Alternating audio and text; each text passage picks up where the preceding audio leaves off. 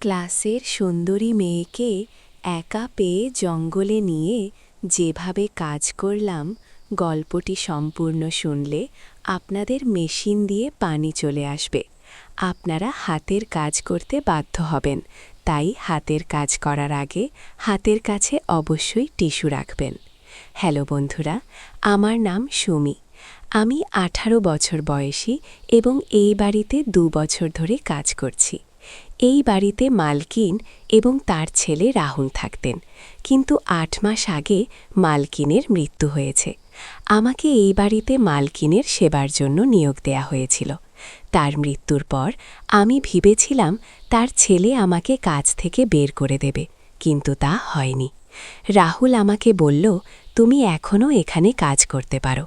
এটা শুনে আমি খুব খুশি হয়েছিলাম, কারণ আমি গোপনে তাকে পছন্দ করি।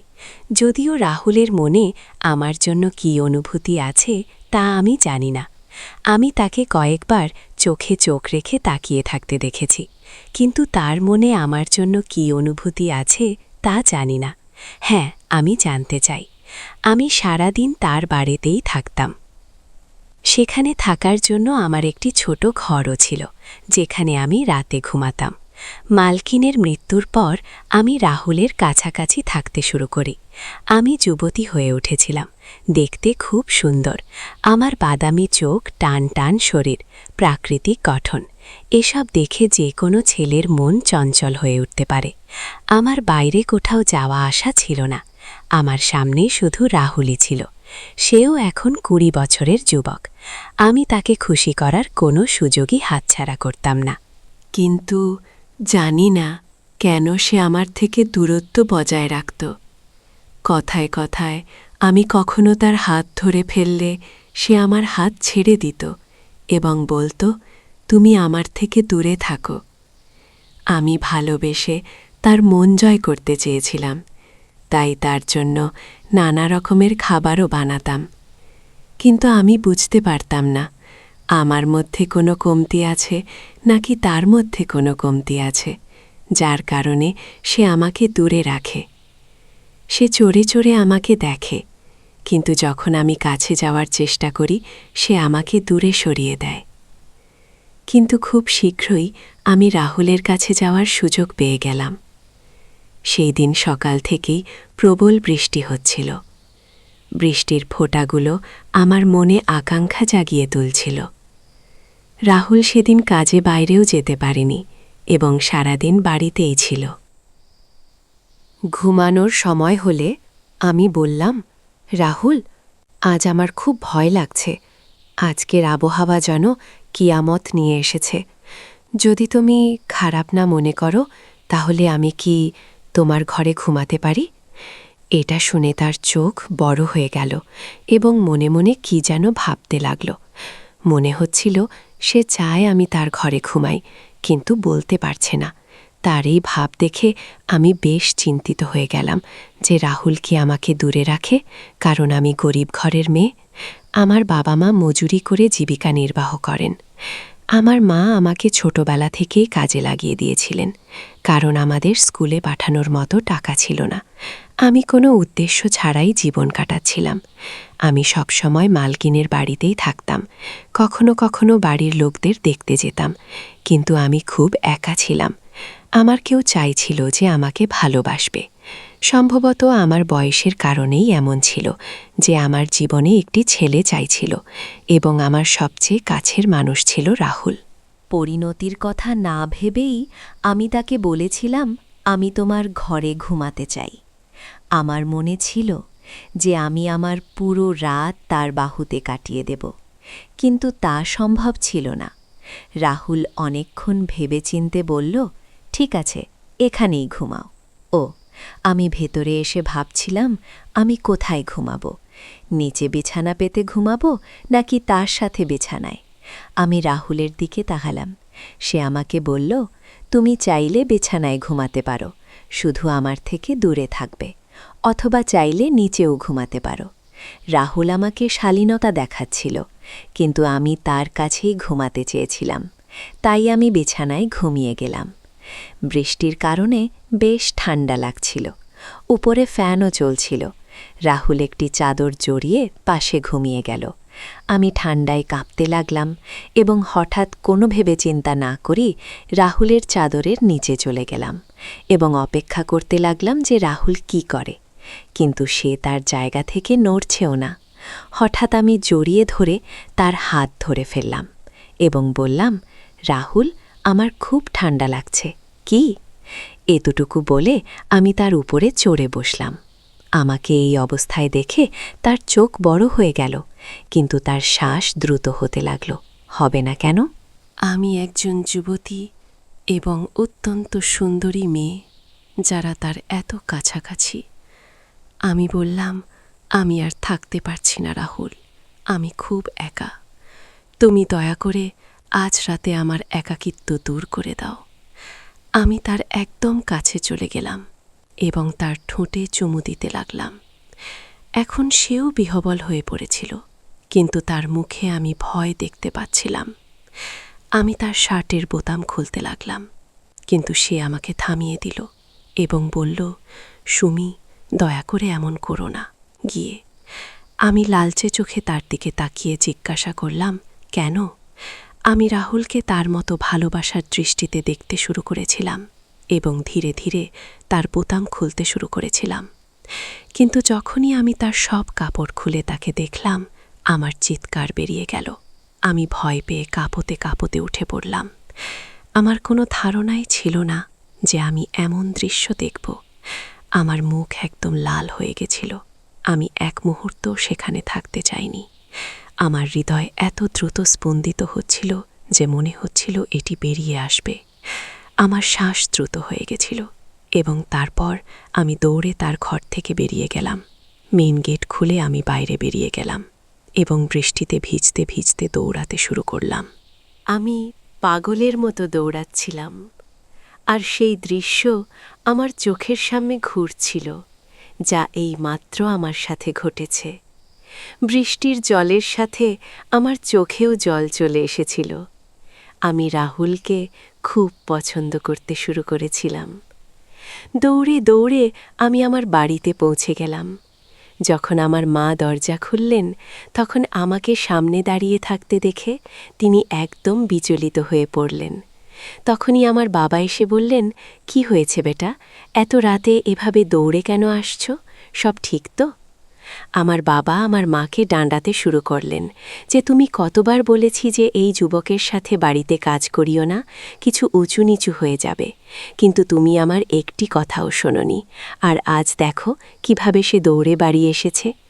কি তখন আমি লক্ষ্য করলাম যে আমার শার্টের বোতামও ঠিকমতো লাগানো ছিল না, আমার চুলও একদম ছড়ানো ছিল। কেউ দেখলে এটাই ভাববে যে আমার সাথে কিছু খারাপ হয়েছে। আমার মা আমাকে ঘরের ভেতরে নিয়ে গেলেন এবং জোরে জোরে কাঁদতে শুরু করলেন। তিনি বললেন, এটা কি হয়ে গেল? আমি তাদের কিছু বলতেও পারছিলাম না।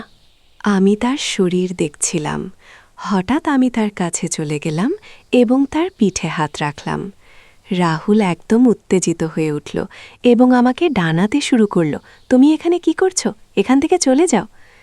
তারপর সে তাড়াতাড়ি তার শরীর ঢেকে নিল এবং আমি তার শরীর দেখতেই পেলাম না। শার্ট পরার পর সে আমার দিকে ঘুরে বলল, তুমি এখানে কি করছো? আর তুমি আমাকে হাত কেন লাগালে? সে খুব রাগ করে বলছিল, কিন্তু তার চোখে আমি ভালোবাসা দেখতে পাচ্ছিলাম। আমি তৎক্ষণাৎ তার কাছে চলে গেলাম এবং তার ঠোঁটে চুমু দিয়ে বললাম, আমি তোমাকে মিস করছিলাম, তাই দেখতে এসেছি। ও আমার এই আকস্মিক আক্রমণে সে ঘাবড়ে গেল এবং বলল, এসব কি? কিন্তু তার শ্বাস দ্রুত হয়ে গিয়েছিল। সে আমার হাত ধরে টেনে বাইরে নিয়ে গেল এবং বলল, নীলম, আর কখনো বেসমেন্টের ভেতরে আসিও নাকি। এত বলেই সে বেসমেন্টের দরজা বন্ধ করে দিল। আমি সেখানে দাঁড়িয়ে তাকিয়ে রইলাম। আমি একদম বুঝতে পারলাম না যে শেষ পর্যন্ত কি হলো। যখন রাহুল আসলো, তখন আমি তাকিয়ে তাকিয়ে তার দিকে দেখছিলাম যে শেষ পর্যন্ত আমাকে বেসমেন্ট থেকে এভাবে বের করে দিল। কেন তার চোখে আমি একটি আফসোস দেখতে পাচ্ছিলাম। সে আমাকে তার কাছে ডেকে বলল, দেখো, এসব ঠিক নয়, তুমি আমার থেকে দূরে থাকো।